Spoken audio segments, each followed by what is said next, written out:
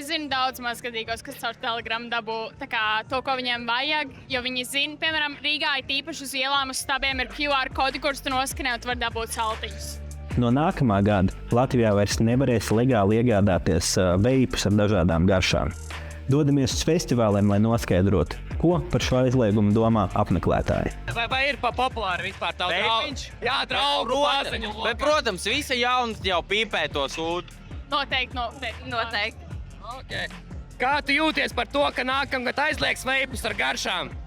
Nebūtu labi. Neitrāli, es baigi nelietoju. Godīgi sakot, ir tāda vēlme vairāk viņus uzpirkt uzreiz, lai viņi tā kā glabājās kaut kur. Kādas veipu garšas tu lieto? Ciršu un greifrūts. Baigi nekādu. Ķiršu, vimbulu un vienkārši enerģijas dzērienu garšu. Okay. Vai garšu aizliegums ietekmēs tavus ieradumus lietot veipus? Īsti nē. Nē. Stabili. Būs jābarīs kaut snūsu vai uz kaut ko citu, kas dod pa galvu. Cigaretēm, ne? Nu, diez vai. Nē, Pīpē, jā? Nu, cigareti varēs uzpīpēt, kad meitene neskatās.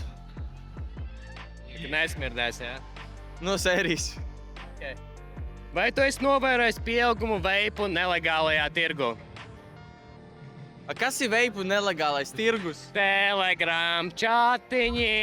Oi, es ar to nenodarbojos Nē, vispār. nu es saprotu, es pilngadīgs un tev nevajag, bet vai esi ievērojis tādas vispār? Nē. Godīgi? Protams. Es zinu daudz mazgadīgos, kas caur Telegram dabū to, ko viņiem vajag, jo viņi zina, piemēram, Rīgā ir tīpaši uz ielām, uz stabiem ir QR kodi, kurus tu noskanē un tu vari dabūt saltiņus. Savu viedokli par garšu aizliegumu raksti komentāru.